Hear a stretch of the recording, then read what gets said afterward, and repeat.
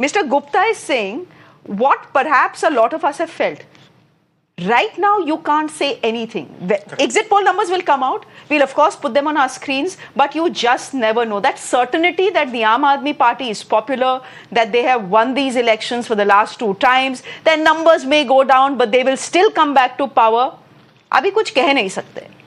Look, the Aam Aadmi Party had a commendable 54% vote share in 2020. But what everyone missed in 2020 was that BJP was actually the only party to register an uptick in its vote share. Shreya, when I started analyzing the Delhi Assembly, I wasn't looking at all 70 seats to begin with. I was just looking at the 43 seats where BJP's vote share in 2020 was more than 38%. 38%. Because that gives them a fighting chance to get 35 of those 43 seats and possibly form the government. Now the question is, and on average, the difference between AAP and BJP was 10 percentage points on those seats.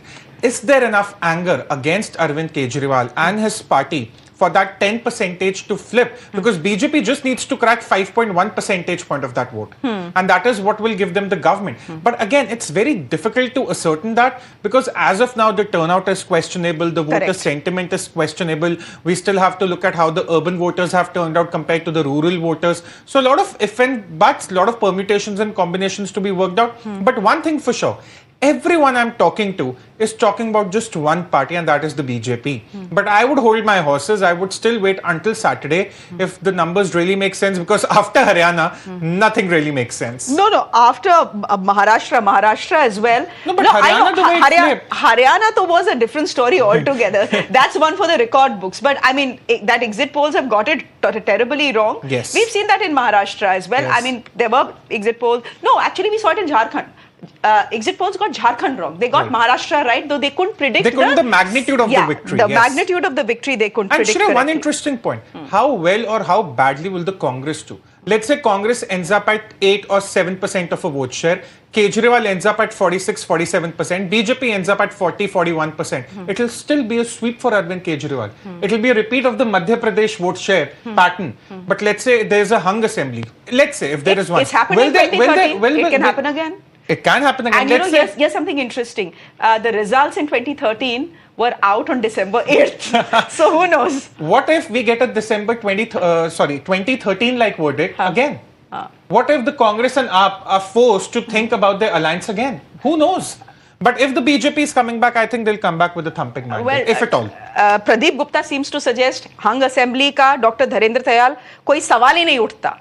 That the decision that Delhi gives will be a decisive decision. Is that what you think as well? Because the BJP is sensing a chance this time. BJP is not just sensing a chance. We completely agree with Mr. Pradeep Gupta. We are going to get a thumping majority. And I would not want to say that just as a piece of rhetoric, what I'm supposed to say. Let me back it up a little bit. I came across this this survey, but before coming to the results of that survey also, one thing, 45% of Delhi is middle class. And what I'm seeing on your screen, the percentages in places like Jampura, Kalkaji, which are heavily middle class or upper middle class, the numbers are good, which used to be very, very bad earlier. This is what I'm seeing live on the screen. So these things are going to make a lot of difference. The other thing is that, earlier we were having the MCD. So everything that was wrong with Delhi, the entire garbage of Delhi used to be dumped in front of the MCD, or so to say, in front of us. But today, that comfort is not there.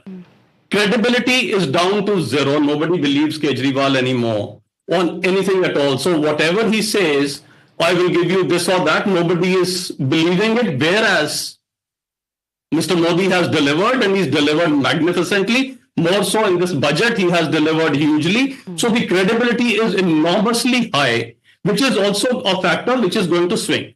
Now, 38% is actually, if you go across the polls, you would find 38% is a steady BJP vote share. And if I try to arrive at something, because AAP fluctuates very hugely, if I try to arrive at something, okay, what did AAP get in the last 2 Lok Sabha polls? they are close to about 41%, which one may say could be a sort of a steady vote base. So what we are really talking about is a shift of just a percent or so. So the moment 1% shifts, everything is changing hugely. So the interesting one which I was talking about, this is by C Voter. C Voter has done a survey where they checked out, they asked the question, who will form the government? Now, before in 2020 when they did it, BJP got 19% and AAP got 70%. Now BJP rose to 37, almost double, and AAP crashed to 42%. Similarly, do you want a change in the government? 2020, 27% said yes, 44%, and now which has gone to 44%, then 70% said no, now down to 49%. So, particularly interesting, just last two data points I want to give you. Particularly interesting, lower middle class before the budget, after the budget.